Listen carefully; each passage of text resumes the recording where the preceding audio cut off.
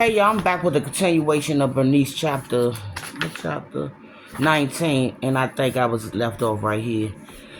Mr. Wilson took the note and read it out loud. Please find my Joseph a good home. I got nothing and can no longer care for him. He don't fuss much and his appetite is good. Tell him I love him and he will be in my prayers. Oh, good Lord, Mrs. Wilson said, her voice trembling.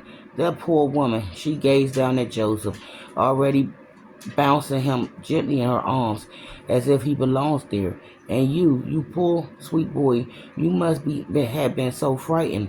A tear fell from her cheeks onto his face, and she gently wiped it away.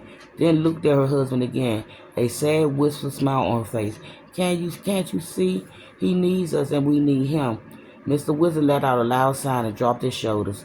Are you certain about this, darling? She nodded. Yes, I'm certain. He deserves to be taken care of, and looking after him will help keep my mind occupied. If something had happened to us, you would have wanted someone to take good care of our son instead of sending him off to an awful orphanage, wouldn't you? Besides, look at him. She slothfully caressed his cheeks again. He already knows me. Mr. Wilson edged closer and observed the boy, worrying, lining his brow. There's just one other thing, Bernice said. What is it, Mr. Wilson said. In exchange for the child, the orphanage asked for a donation to help cover the cost of care until today. To help cover the cost of his care until today, and to help the other abandoned and orphaned children still there.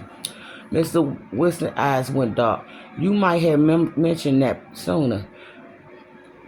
I would have, Bernice said, but your wife took Joseph from me so suddenly, and I was so caught up in the immediate, obvious bond between them. I simply forgot. I do apologize. Whatever it is, Mrs. Winston, we'll pay it. Darling, Mr. Winston scolded. I couldn't bear to turn him away, Mrs. Winston said, and I won't, especially because of money. Mr. Winston regarded Bernice, his face hard. How much? Bernice clenched her jaws. She only come up with the plan a few days early and haven't been sure it will work, so she hadn't decided on an amount. Generally $100, she said, pulling a number out of nowhere. Mr. Wilson's mouth flew open. Bernice continued before he could refuse. I understand that sounds like a lot of money, especially during these difficult times, but I don't need the entire sum all at once. I can collect payments whenever you can spare something. I must tell you though, if you're unable to make the donation, I'm afraid I need to find someone else to take Joseph. Rules are rules and I don't make them. If I did, he'd be yours without question. Mrs. Winston tightened her grip on Joseph, panic striking.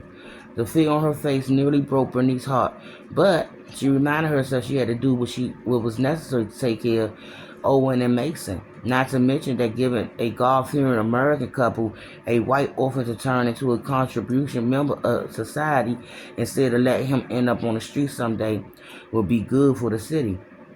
The country too. Surely any patriot would agree with that. She wondered why the people in charge hadn't thought of that already. Instead, they were sending the white children away by train and keeping the foreigners here. It didn't make sense. We only just buried our son, Mr. Winston said. And you know funerals are not cheap. A stab of guilt twisted in Bernice's stomach. Thinking of little Wallace left alone on the bed beside the nurse. He had no pillow lining, castle, or solemn church service, no flowers or prayers by his grave. Instead, he'd been abandoned next to a strange dead woman, most likely buried in the same coffin with her too, for all eternity. For all she knew, it was possible, even likely, that they were interred in one of the mass graves in the Potter field. The very idea made her head swim. She took a deep breath and let it out slowly, counting to three and trying to maintain her composure. She couldn't fall apart again now, not when he was so close to successfully completing her clever plan. I understand, she said, and I'm sure I can persuade the office to take less, considering your circumstances. Would $50 be a reasonable amount? Yes, Mrs. Wilson said before her husband could answer. That's an acceptable amount. We'll give it to you straight away.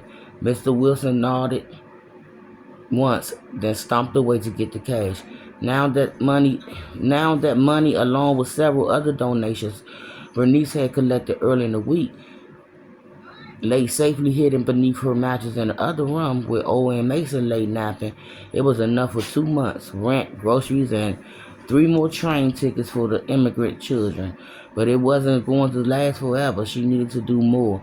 Then she had an idea. She took another sip of coffee, opened a newspaper, and skimmed the obituaries again. Surely some other white middle-class couple had lost a child this week. And that's it, my reactors.